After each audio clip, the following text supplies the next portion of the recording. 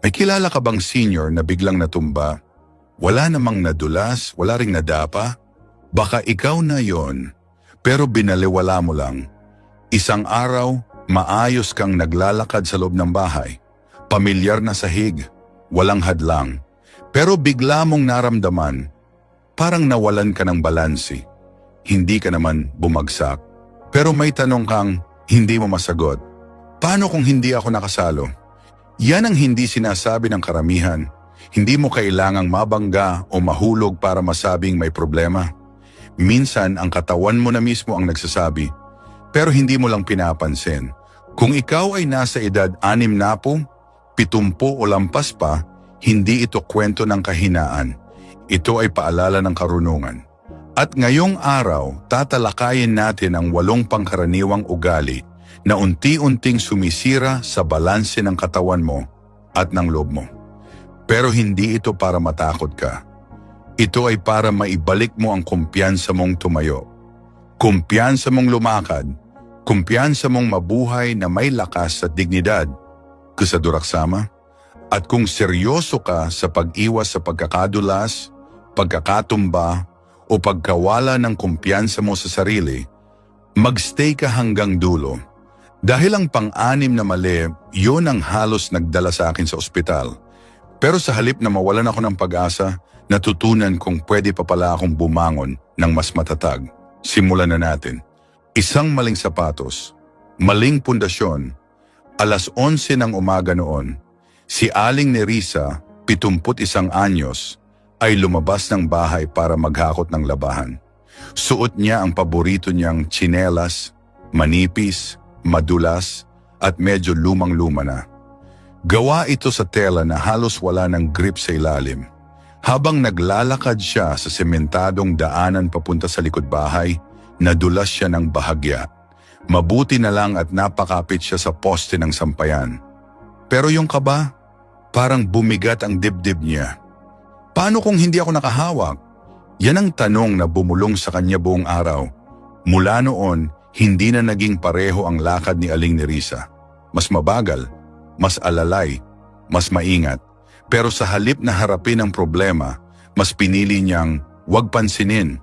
Kasi para sa marami sa ating seniors, kapag hindi pa naman nadadapa ng tuluyan, ayos lang.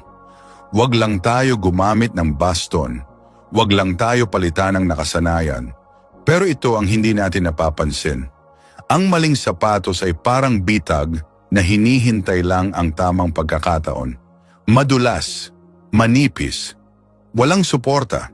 At kapag pinagsama ang ganitong sapatos sa tuhod na humihina at muscle na kumukupas, recipe ito para sa disgrasya. Alam mo ba na habang tumatanda, ang hugis ng paa natin ay nagbabago? Bumababa ang arko, nababawasan ang taba sa talampakan, at ang mga litid at kasukasuan natin ay hindi na kasing aktibo ng dati.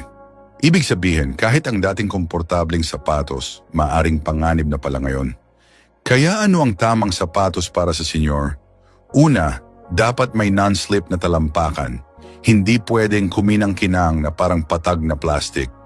Pangalawa, may ankle support, yung hindi natutupi-tupi sa gilid habang naglalakad. Pangatlo, may sapat na cushioning sa sakong at talampakan. Para bang niyayakap ng sapatos ang paa mo. At panghuli, dapat tamang sukat, hindi sobrang sikip, hindi rin palutang-lutang. Marami sa atin ang ayaw sa salitang orthopedic shoes dahil naiisip agad natin ay hindi maganda tignan. Pero panahon na para baguhin natin ang pananaw. Kasi ngayon, may mga sapatos ng sinadyang idisenyo para sa matatanda, magaan, stylish, at hindi halatang pangkalusugan. Hindi na kailangang mamili sa pagitan ng ganda at ginhawa. Pwede na pareho. At huwag kalimutan ang tungkol sa tsinelas sa bahay. Yung malalambot na mukhang unan pero madulas, yan ang kalaban. Maraming senior ang nadudulas sa loob mismo ng tahanan nila. Kaya kahit nasa bahay, mag-invest sa tsinelas na may rubber grip. Mura lang pero buhay ang kapalit. Kung sa punto ng buhay mo ngayon ay iniisip mong, sanay na ako sa ganito. Tanungin mo ang sarili mo ng mas mahalagang bagay. Sanay ka pa ba ring hindi matumba? Dahil ang sapatos ay hindi lang panlakad. Ito ay pundasyon ng buong katawan. At kung ang pundasyon ay marupok, babagsak ang lahat sa isang iglap. Simula bukas, suriin mo ang mga sapatos mong ginagamit araw-araw. At kung kinakailangan, palitan mo. Hindi dahil uso o bago, kundi dahil deserve mong lumakad na may kumpiyansa, lakas at higit sa lahat, kaligtasan. 2 kulang sa ehersisyo ng lakas. Kapag narinig natin ang salitang ehersisyo, ang unang naiisip ng marami ay jogging, gym o aerobics na may malalakas na tugtog. Pero para sa isang senior na lampas 60, hindi ito tungkol sa pagpapapayat o pagbata muli. Ito ay tungkol sa kaligtasan at kakayahang bumangon. Sa bawat taong lumilipas pagkatapos ng edad 50, natural na bumababa ang ating muscle mass o laman loob ng katawan. At ang masaklap, hindi ito ramdam kaagad, hindi mo mapapansin. Hanggang isang araw, hindi ka na makabangon mula sa mababang silya nang hindi umaalalay sa tuhod. O kaya'y kapag nadapa ka, hindi ka agad makabawi ng balansi. Ang kondisyon na ito ay tinatawag na sarcopenia at hindi ito parte ng normal na pagtanda. Ito ay resulta ng kakulangan sa paggamit ng kalamnan. Parang makina, kapag hindi pinapaandar, kinakalawang. Kaya kung iniisip mong sapat na ang paglalakad lang sa palengke o pagwawalis sa bakuran, isipin mong muli. Oo, aktibo ito, pero hindi ito sapat para palakasin ang mga pangunahing kalamnan mo. Lalo na ang core, binti at balikat. Ano ang dapat gawin? Hindi mo kailangang bumili ng gym membership. Hindi mo kailangang bumili ng mamahaling kagamitan. Sa totoo lang, kahit nasa bahay, sa loob ng 10 hanggang 15 minuto, 3 beses sa isang linggo, malaking tulong na. Narito ang ilang halimbawa ng simpleng ehersisyo: wall push-up, tumayo sa harap ng pader, at dahan-dahang itulak ang katawan, pabalik at paharap. Seated leg raises, habang nakaupo sa silya, itaas ang isang paa at i-hold ng 5 segundo. Arm curls, kahit may bote lang ng tubig bilang pabigat. Hindi mo kailangang mapagod, ang kailangan mo lang ay konsistensya. Sa loob lamang ng ilang linggo, mapapansin mo, mas madali kang makabangon, mas magaan ang buhat ng grocery bag, mas malakas ang katawan sa bawat hakbang, at ang pinakamahalaga, mas mabilis kang makakabawi kapag nadulas o natisod ka. Kasi kapag malakas ang core at binti mo, may sapat kang kontrol para iangat muli ang katawan mo bago pa man bumagsak. Ang lakas ay hindi lang pisikal, ito rin ay emosyonal. Kapag alam mong kaya mong tumayo, mas may kumpiyansa kang gumalaw, mas lumalawak ang mundo mo, mas nakakalabas ka, mas nababawasan ang takot. Walang edad ang pagtutuwid ng katawan, walang huli sa pagbangon ng lakas. Simulan mo ngayon, walang perpektong oras. Sa bawat pag-unat ng kamay mo, sa bawat buhat kahit gaano kaliit, yan ang hakbang mo tungo sa mas ligtas, mas matatag na buhay. 3 hindi napapansin ang pagbabago sa paningin. Hindi lahat ng pagkatumba ay dahil sa paa. Minsan ang dahilan nasa mata. Kung ikaw ay higit sa 60 anyos, malaki ang posibilidad na ang paningin mo ay hindi na kasing linaw ng dati. At kahit may salamin ka, baka hindi na ito tumutugma sa kasalukuyang pangangailangan ng mata mo. Pero dahil unti-unti itong nangyayari, hindi agad napapansin. May mga seniors na nadadapa sa gabi o nababangga sa gilid ng mesa. Akala natin, simpleng pagkadulas lang. Pero kapag tinanong mo, malabo ba ang paningin mo? Madalas ang sagot, hindi naman. Sanay na ako. At yan ang delikado. Kapag ang isang bagay ay naging normal sa kabila ng panganib, doon tayo nagiging bulag sa tunay na problema.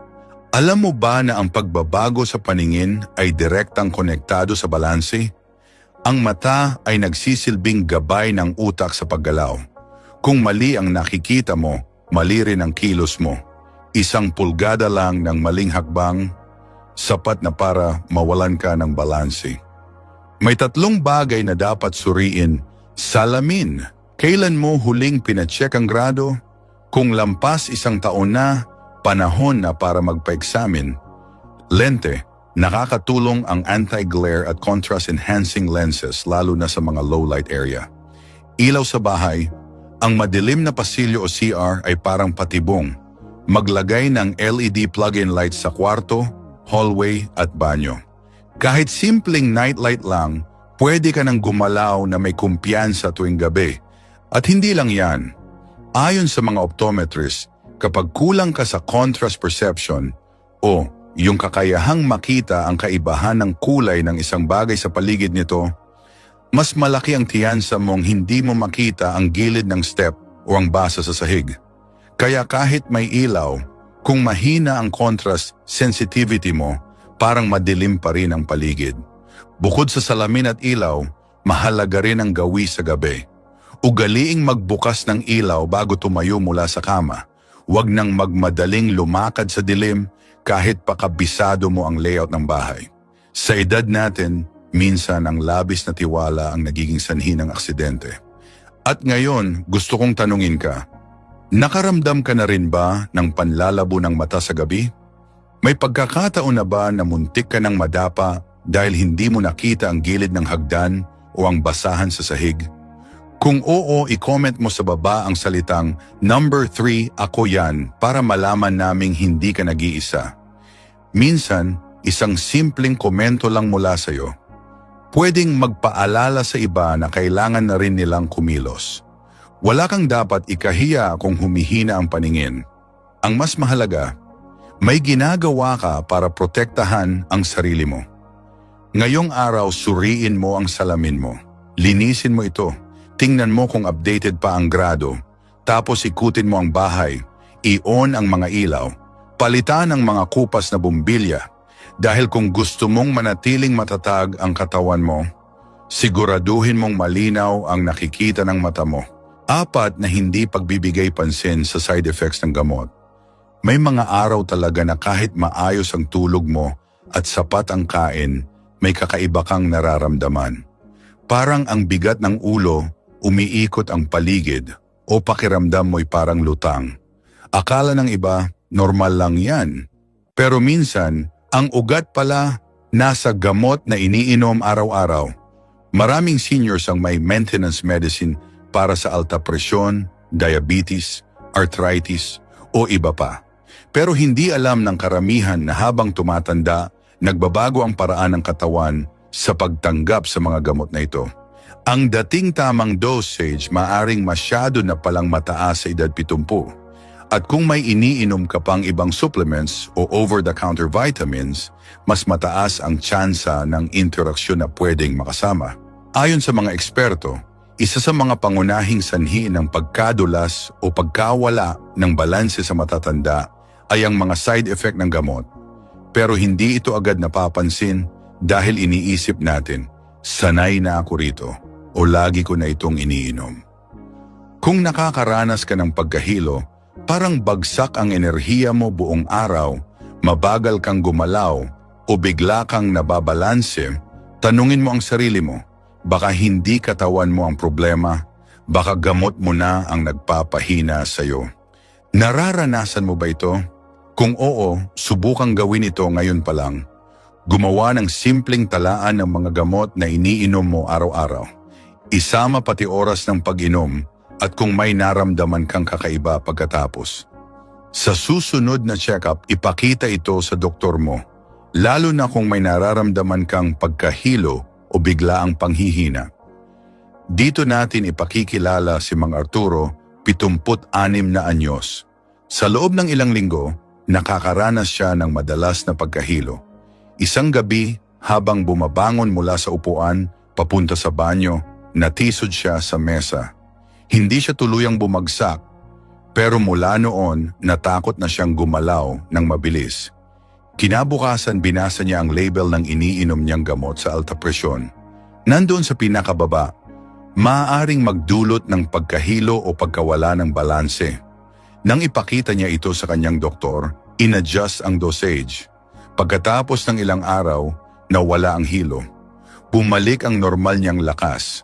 Muli siyang nakakalakad ng may kumpiyansa. Hindi kahinaan ang magtanong tungkol sa iniinom mong gamot. Katalinuhan ito. At higit sa lahat, pangangalaga sa sarili. Ngayong araw, silipin mo ang mga label ng gamot mo. May mga salitang tulad ng drowsiness, dizziness, o may affect balance. Kung meron, huwag kang mag-atubiling magtanong. Tandaan mo, ang simpleng kaalaman ngayon pwedeng maging dahilan ng kaligtasan mo bukas. 5 umaasa sa muebles imbes na gumamit ng tungkod. Sa una, parang natural lang. Hawak sa gilid ng mesa habang dumadaan. Kakapit sa upuan habang dumudungaw sa bintana. Umaalalay sa pader habang tumatawid ng sala. Pero kung titingnang mabuti, may pattern na unti-unti na tayong umaasa sa mga bagay sa paligid para lang makalakad. Ang tawag dito ay furniture walking. Isa ito sa mga hindi napapansin pero delikadong senyales na kailangan na ng suporta. At hindi lang ito masama dahil hindi ito ligtas. Masama rin dahil nagbibigay ito ng maling tiwala. Ang muebles sa bahay ay hindi dinisenyo para sa balanse. Hindi ito pantay, hindi ito palaging naroroon sa tamang lugar. At kung minsan, kapag kailangan mong kapitan, wala siya. O mas malala pa, siya pa ang dahilan ng pagkadulas mo. Maraming seniors ang ayaw gumamit ng tungkod. Sa pakiramdam nila, kapag may tungkod ka, ibig sabihin may kapansanan ka na mahina ka, na matanda ka na. Pero ang totoo, ang hindi paggamit ng tungkod kahit kailangan mo na. Doon nagsisimula ang tunay na panganib. Kung paminsan-minsan ay nadudulas ka, nadadapa, o parang may kaba ka kapag tumatayo o lumalakad, dapat mo nang tanungin ang sarili mo. Mas pipiliin ko bang matumba o humawak sa tamang suporta? Ang tungkod ay hindi simbolo ng kahinaan. Isa itong kasangkapan na nagbibigay ng tamang balanse, proteksyon sa tuhod at balakang, kumpiyansa sa paglalakad, kalayaan na makagalaw ng hindi umaasa sa iba. Hindi mo kailangang hintaying madapa para lang aminin na kailangan mo na ng suporta. Dahil kapag dumating ang araw na yon, baka huli na ang lahat. Ayon sa mga physical therapists, ang mga seniors na gumagamit ng maayos na disenyo ng tungkod ay mas bihirang madapa. Mas maayos ang postura, mas mataas ang kalidad ng paggalaw sa loob ng bahay. May mga tungkod ngayon na magaan, matibay, may rubber base, at may stylish na disenyo. Hindi ito nakakahiya. Sa totoo lang, marami ang humahanga sa matatandang marunong mag-ingat. Kung nakakaramdam ka na ng panghihina sa tuhod o binti, huwag kang mahiyang sumubok. Minsan isang simpleng tungkod lang ang kailangan para bumalik ang kumpiyansa mong tumayo ng tuwid. Hindi ito tungkol sa edad, ito ay tungkol sa pagpili ng kaligtasan kaysa sa panganib. Ito ay tungkol sa katalinuhan na kilalanin ang katawan mo at suportahan ito kung kailan niya kailangan. Ngayong gabi, habang naglalakad ka paalis ng sala papuntang kwarto, pansinin mo, ilang beses ka bang kakapit sa muebles? At tanungin mo ang sarili mo, kung wala ito, tatayo pa rin ba ako ng diretso? Kung ang sagot ay hindi ko alam, baka panahon na para piliin mo na ang tamang kasangga, isang tungkod na tutulong, hindi hahadlang. 6 na hindi pagsasanay sa balansi. Tahimik ka lang bang nakaupo buong araw? O baka naman palaging nakaabang sa TV, hawak ang remote, walang kahit anong kilos? Kung ganyan ang naging pang-araw-araw mong routine, hindi mo siguro napapansin. Unti-unti nang humihina ang iyong balanse. Maraming seniors ang iniisip na ang balanse ay basta na lang nawawala dahil sa edad. Pero ang totoo, gaya ng lakas ng katawan, ang balanse ay kayang sanayin at paunlarin. Hindi mo kailangang maging atleta para lang ma-maintain ito. Kailangan lang ay tamang galaw, tamang pag-iingat at kaunting disiplina araw-araw. Ang hindi pagsasanay sa balanse ay nagdudulot ng mas mataas na panganib ng pagkadapa. panghihina ng core muscles at lower back, kawalan ng kumpiyansa sa bawat hakbang, pag-iwas sa mga aktibidad na dati mong kayang-kaya. Isang simpleng halimbawa, may nakita ka bang hagdan? Dati, paakyat ka agad. Pero ngayon, tinititigan mo muna. Nagdadalawang isip ka. Iyon ay senyales ng bumabagal na reflexes at balanse. Ayon sa mga eksperto, ang pagsasanay sa balanse araw-araw, even 10 minuto lang, ay may malaking epekto. Pwedeng sa pamamagitan ng pagtayo sa isang paa habang nagsisipilyo, dahan-dahang paglalakad paharap at paatras, side leg raises habang hawak ang isang upuan, pag-practice ng Tai Chi o simpleng stretching exercises. Hindi mo kailangan ng mamahaling gamit o gym. Ang kailangan mo lang ay pagtutok at kaunting oras. Sa bawat araw na pinipiling hindi kumilos, pinapahina mo ang sariling kakayahang manatiling ligtas. Isa pa, kung palagi mong sinasabi sa sarili mo na, okay lang ako, kahit madalas ka nang nadudulas o nawawala ng balanse, baka panahon na para kilalanin ang katotohanan. Dahil minsan, ang pagiging matapang ay hindi lang yung nagtatapang-tapangan, kundi yung handang tumanggap ng tulong at gumawa ng paraan. Paalala rin ng mga physiotherapists, kapag sinanay mo ang balanse mo, hindi lang ito para sa sarili mong kaligtasan. Nakakatulong din ito para mapanatili mong mag-isa ang iyong kalayaan, makapunta sa palengke, makapaglakad sa simbahan, makabisita sa apo, nang hindi palaging umaasa sa kasama. Ngayong araw, bakit hindi mo subukang magsimula? Kahit 5 minuto lang sa umaga, tumayo sa tabi ng mesa, ipikit ang isang mata, iangat ang isang paa. Kamusta? Madali ba? Kung nahirapan ka, huwag kang mahiya. Normal yan sa simula. Pero huwag mong hayaang maging permanente. Pwede ka ring maghanap ng simpleng routines online or humingi ng tulong sa community center. May mga grupo ng seniors na nagsasagawa ng grupong balanse at mobility sessions. Bukod sa physical benefit, may bonus pa, mas lumalawak ang social connection, nababawasan ng lungkot at nadaragdagan ng saya sa araw-araw. Tandaan, ang katawan ay parang halaman. Kapag hindi mo inaalagaan, unti-unti itong malalanta.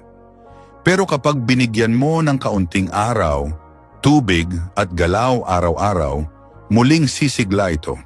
Magsimula ka ngayon. Isang hakbang lang, isang simpleng galaw lang, at baka bukas, mas maayos ka ng makalakad, mas diretso ka ng makatayo, at mas buo na ang kumpiyansa mong humarap sa bawat araw. Ang balanse ay hindi lang pisikal, isa rin itong simbolo ng pagkakapantay-pantay sa loob mo, ng katahimikan, ng lakas, at ng pananampalataya sa sarili mong kakayahan. 7 kulang sa inuming tubig araw-araw. Tuwing umaga, nagkakape ka ba agad pero nakakalimutan mo nang uminom ng tubig? O baka na may halos buong araw kang walang iniinom maliban sa isang baso tuwing tanghalian? Kung oo, hindi mo lang ipinagkakait ang hidrasyon sa katawan mo. Maaring unti-unti mo ring pinapahina ang balanse mo. Hindi alam ng karamihan, pero ang kakulangan sa tubig ay isa sa mga tahimik na dahilan ng pagkahilo, pagkapagod at kawalan ng koordinasyon. Sa mga seniors, ang ganitong kondisyon ay lubhang mapanganib. Bakit? Dahil habang tumatanda tayo, humihina ang ating natural na pakiramdam ng uhaw.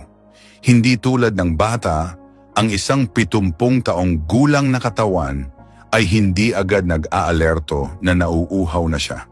Kaya kahit akala mong sapat ang iniinom mong tubig, baka matagal ka ng dehydrated at hindi mo lang alam.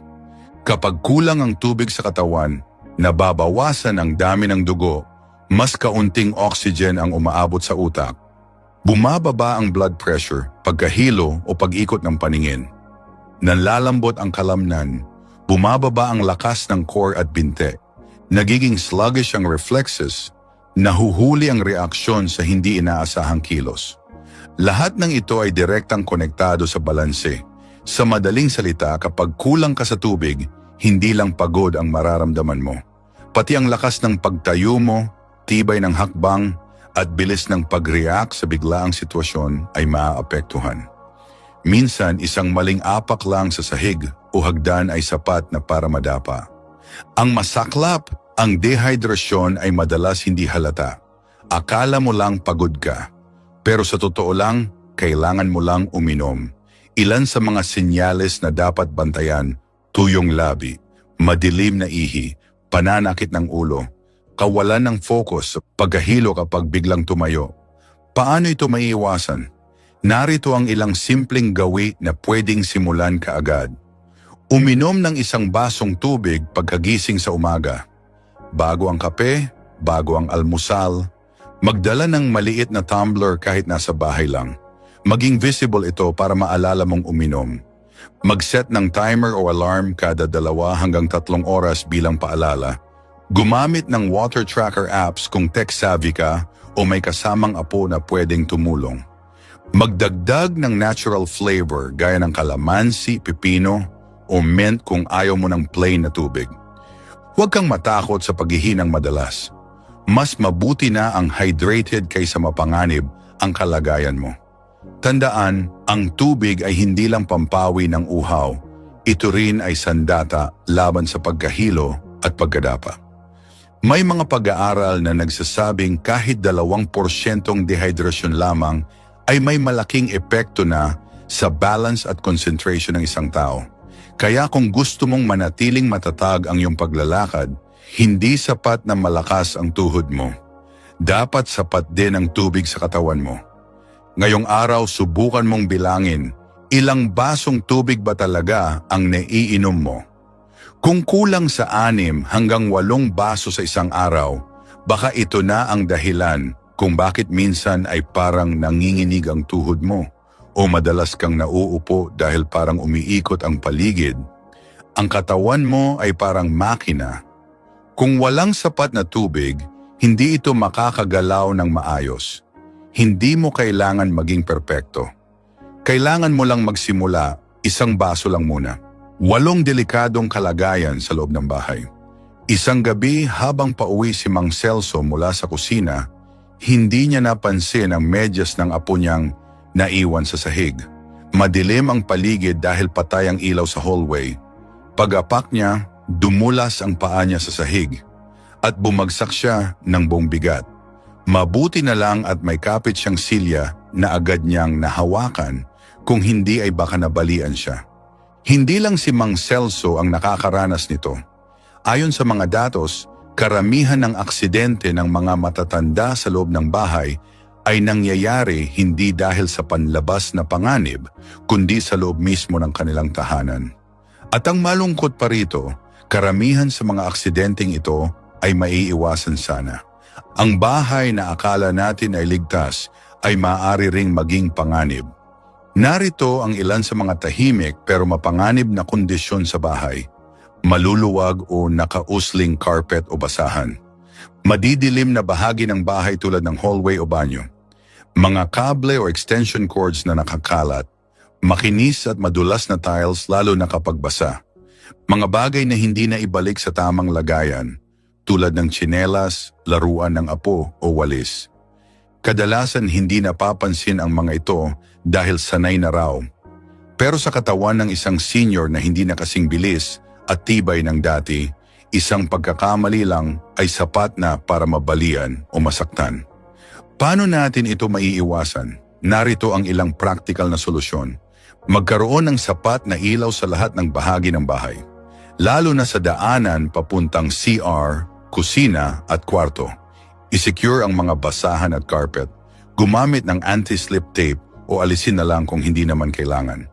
Ayusin ang mga kable. Ipaloob sa plastic tubing o iayos sa gilid ng pader. Linisin at ayusin ang bahay araw-araw. Siguraduhing walang bagay na nakakalat sa sahig. Gumamit ng handrail sa banyo at sa hagdan kung meron. Ang simpleng pagbabago sa pag-aayos ng bahay ay malaking tulong para sa kaligtasan ng nakatatanda. Huwag mong iasa sa iba ang ganitong bagay. Ikaw mismo ang dapat maging alerto sa paligid mo.